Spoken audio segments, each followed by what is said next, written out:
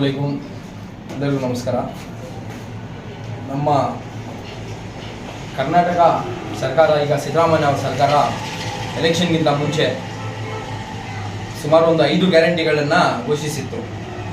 Annabhagya, Gruhalakshmi, Gruhajyothi, free bus ಮತ್ತು ಯುವ ನಿಧಿ ಅಂತ 5 ಗ್ಯಾರಂಟಿಗಳನ್ನು ಘೋಷಿಸಿತ್ತು. 5 ಗ್ಯಾರಂಟಿಗಳನ್ನು ಸುಮಾರು 10 ತಿಂಗಳ ಒಳಗಡೆ ಪ್ರತಿಯೊಂದು ಹೇಳಿದ್ದನ್ನು ನುಡಿದಂತೆ 10 ತಿಂಗಳಲ್ಲಿ ಎಲ್ಲ ಗ್ಯಾರಂಟಿಗಳನ್ನು ಜನರಿಗೆ ತಲುಪಿಸುವಂಥ ಕೆಲಸವನ್ನು ನಮ್ಮ ಕಾಂಗ್ರೆಸ್ ಸರ್ಕಾರ ಮಾಡಿದೆ. ಅದರಲ್ಲಿ ಗೃಹಲಕ್ಷ್ಮಿ 2,000 ರೂಪಾಯಿ ಪ್ರತಿ ಮಹಿಳೆಗೆ ಅಂತ ಘೋಷಿಸಿದ್ದು. ಸುಮಾರು 1,25,00,000 ಜನರಿಗೆ ಡೈರೆಕ್ಟ್ಲಿ ಅವ್ರ ಅಕೌಂಟ್ಗೆ ಹೋಗ್ಬಿಟ್ಟು 2,000 ರೂಪಾಯಿ ನಮ್ಮ ಕಾಂಗ್ರೆಸ್ ಸರ್ಕಾರ ಏನಿದೆ ಕೊಡ್ತಾ ಇದೆ. ಹಾಗೂ 200 ಯೂನಿಟ್ ಕರೆಂಟ್ ಫ್ರೀ ಅನ್ನೋ ಒಂದು ಯೋಜನೆಯನ್ನು ಘೋಷಿಸಿತ್ತು. ಸುಮಾರು 1,18,00,000 ಮನೆಗಳಿಗೆ ಇವತ್ತು ಉಚಿತ ಕರೆಂಟ್ 200 ಯೂನಿಟ್ ಏನಿದೆ ಎಲ್ಲ ಮನೆಗಳಿಗೂ ಹೋಗ್ತಾ ಇದೆ. ಅನ್ನಭಾಗ್ಯ ಅಂತ ಘೋಷಿಸಿತ್ತು. 5 kg ಆಲ್ರೆಡಿ ಕೊಡ್ತಾ ಇದ್ವಿ. ಮತ್ತೆ ನಾವು ನಮ್ಮ ಸರ್ಕಾರ ಬಂದರೆ 10 kg ಕೊಡ್ತೀವಿ ಅಂತ ಒಂದು ಮಾತನ್ನು ನಮ್ಮ ಸರ್ಕಾರ ಅವರು ಘೋಷಿಸಿದ್ರು. ಅದಕ್ಕಾಗಿ 5 kg ಅಕ್ಕಿ ಮತ್ತೆ ಅದಕ್ಕೆ 5 kg ಅಕ್ಕಿಗೆ ಈಕ್ವಿವೆಲೆಂಟ್ ಅಮೌಂಟ್ ಏನಿದೆ ಆ ಅಮೌಂಟ್ ಹೇಳ್ಬಿಟ್ಟು ಎಲ್ಲ ಖಾತೆದಾರರಿಗೆ 5 kg ಅಮೌಂಟ್ ಹೋಗ್ಬಿಟ್ಟು ಅವ್ರ ಅಕೌಂಟ್ಗೆ ಬೀಳ್ತಾ ಇದೆ ಡೈರೆಕ್ಟ್ ಆಗಿ. ಸುಮಾರು 4,49,00,000 ಜನರು ಇದರ ಅನ್ನಭಾಗ್ಯ ಯೋಜನೆಯ ಸವಲತ್ತನ್ನು ಪಡ್ಕೊತಾ ಇದ್ದಾರೆ. ಮತ್ತೆ ಶಕ್ತಿ ಸ್ಕೀಮ್ ಅಂತ ಹೇಳ್ಬಿಟ್ಟು ಫ್ರೀ ಬಸ್ ಅಂತ ಹೇಳ್ಬಿಟ್ಟು ಎಲ್ಲರಿಗೂ ಘೋಷಿಸಿದ್ವಿ. ಅದರ ಪ್ರಕಾರ ನಮ್ಮ ಕರ್ನಾಟಕ ರಾಜ್ಯದಲ್ಲಿ 35 ಲಕ್ಷ ನಮ್ಮ ಕರ್ನಾಟಕದ ಮಹಿಳೆಯರು ಪ್ರತಿ ತಿಂಗಳಿಗೆ 35 ಲಕ್ಷ ಮಹಿಳೆಯರು ಪ್ರವಾಸವನ್ನ ಫ್ರೀ ಬಸ್ನ ಯೋಜನೆಯನ್ನ ಉಪಯೋಗ ಪಡಿಸಿಕೊಳ್ತಾ ಇದ್ದಾರೆ. ಇದರ ಪ್ರಕಾರ ಸುಮಾರು 198 ಕೋಟಿ ಜನರು ಇಲ್ಲಿವರೆಗೆ ಇದರ ಉಪಯೋಗ ಮಾಡ್ಕೊಂಡಿದ್ದಾರೆ. ಮತ್ತೆ 5ನೇ ಸ್ಕೀಮು ಯುವ ನಿಧಿ ಅಂತ ಹೇಳ್ಬಿಟ್ಟು ಘೋಷಿಸಿದ್ವಿ. ಅದರ ಪ್ರಕಾರ ಸುಮಾರು 1,50,000 ಜನರಿಗೆ ಯುವ ನಿಧಿಯ ಒಂದು ಸವಲತ್ತು ಏನಿದೆ ಅದನ್ನ ಉಪಯೋಗ ಪಡ್ಕೊತಾ ಇದ್ದಾರೆ. ಇದು ಯಾಕೆ ಹೇಳಕ್ ಇಷ್ಟಪಡಿದ್ರೆ ಅಂದ್ರೆ ನಮ್ಮ ಸರ್ಕಾರ ಏನಿದೆ ಏನ್ ಹೇಳ್ತೀವಿ ಅದನ್ನೇ ಹೇಳ್ತೀವಿ, ಹೇಳಿದ್ದನ್ನ ಮಾಡಿ ನೋಡಿಸುತ್ತೆ ಅನ್ನೋದಕ್ಕೆ ಇದೆ ನಮ್ಮ 5 ಗ್ಯಾರಂಟಿಗಳು ಜನರಿಗೆ ತಲುಪಿಸಿರುವಂತಹ ಒಂದು ಗ್ಯಾರಂಟಿಗಳೇ ನಮಗೆ ಸಾಕ್ಷಿಯಾಗಿದೆ. ಮತ್ತೆ ಈಗ ಕೇಂದ್ರ ಸರ್ಕಾರದಲ್ಲಿ ಸುಮಾರು ಒಂದು 5 ಗ್ಯಾರಂಟಿಗಳನ್ನ ಮತ್ತೆ ಕೊಡ್ತಾ ಇದ್ದೀವಿ ನಾವು.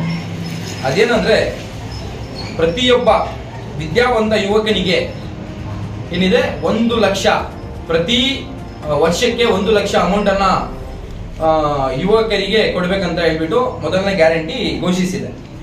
2ನೇದು ಪ್ರತಿ ವರ್ಷ 1 ಲಕ್ಷ ರೂಪಾಯಿ ಪ್ರತಿ ಬಡ ಕುಟುಂಬದ ಮಹಿಳೆಯರಿಗೆ ಅಂತ ಹೇಳ್ಬಿಟ್ಟು ನಮ್ಮ ಸರ್ಕಾರ ಬಂದ್ರೆ ಸೆಂಟ್ರಲ್ ಅಲ್ಲಿ ಬಂದ್ರೆ ಇದನ್ನ ಕೊಡ್ತೀವಿ ಅಂತ ಹೇಳ್ಬಿಟ್ಟು ಘೋಷಿಸಿದ್ದಾರೆ. ಇದ್ರ ಪ್ರಕಾರ ಸುಮಾರು 8,300 ರೂಪಾಯಿಗಳು ಪ್ರತಿ ತಿಂಗಳಿಗೆ ಒಬ್ಬ ಮಹಿಳೆಯರಿಗೆ ತಲುಪಿಸುವಂತ ಕೆಲಸ ನಮ್ಮ ಸರ್ಕಾರ ಮಾಡುತ್ತೆ ಅಂತ ಹೇಳ್ಬಿಟ್ಟು ನಮಗೆ ನಂಬಿಕೆ ಇದೆ. 3ನೇದು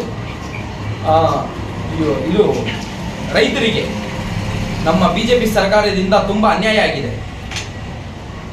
ರೈತರ ಸಾಲ ಮನ್ನಾ ನಮ್ಮ ಕಾಂಗ್ರೆಸ್ ಸರ್ಕಾರ ಬಂದ್ರೆ ರೈತರಿಗೆ ಸಾಲ ಮನ್ನಾವನ್ನು ಮಾಡ್ತೇವೆ ಅನ್ನೋ ಒಂದು 3ನೇ ಗ್ಯಾರಂಟಿಯನ್ನು ಘೋಷಿಸಿದ್ದಾರೆ.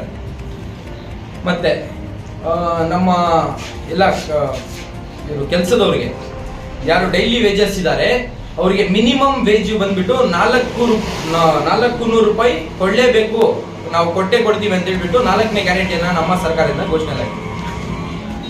5ನೇದು ಜಾತಿ ಗಣತಿಯನ್ನ ನಾವು ಕ್ಯಾಶ್ ಸೆನ್ಸಸ್ ಅನ್ನ ಮಾಡ್ತೀವಿ ಅಂತ ಹೇಳ್ಬಿಟ್ಟು ನಮ್ಮ 5ನೇ ಗ್ಯಾರಂಟಿಯನ್ನ ಘೋಷಿಸಿದ್ದಾರೆ. MSP ರೈತರಿಗೆ MSP ಅನ್ನ ಜಾರಿಗೆ ತರುವಂತ ಕೆಲಸವನ್ನ ನಮ್ಮ ಸರ್ಕಾರ ಮಾಡುತ್ತೆ ಅಂತ ಹೇಳ್ಬಿಟ್ಟು ನಮ್ಮ ಸರ್ಕಾರ ಏನಾದರೂ ಸೆಂಟ್ರಲ್ ಅಲ್ಲಿ ಬಂದ್ರೆ ಈ 5 ಗ್ಯಾರಂಟಿಗಳನ್ನ ಎಲ್ಲ ಜನರಿಗೆ ತಲುಪಿಸ್ಕೊಡ್ತೇನೆ ಅಂತ ಒಂದು ಮಾತನ್ನ ನಾವು ಗ್ಯಾರಂಟಿಗಳನ್ನ ಘೋಷಿಸಿದ್ದೇವೆ. ದಯವಿಟ್ಟು ಜನರಲ್ಲಿ ಮನವಿ ಮಾಡ್ಕೊಂತೀನಿ, ನಾವು ಹೇಳಿ ಬಿಜೆಪಿ ಅವ್ರ ತರ 2 ಕೋಟಿ ಉದ್ಯೋಗ ಕೊಡ್ತೀನಿ ಅಂತ ನಮ್ಮ ಮೋದಿ ಅವರು ಹೇಳಿದ್ರು ಇಲ್ಲಿವರೆಗೆ 10 ವರ್ಷ ಆಗಿದೆ, 20 ಕೋಟಿ ಯುವಕರಿಗೆ ಉದ್ಯೋಗ ಸಿಗ್ಬೇಕಿತ್ತು, ಇಲ್ಲಿವರೆಗೂ ಯಾರಿಗೂ ಉದ್ಯೋಗ ಸಿಗ್ಲಿಲ್ಲ.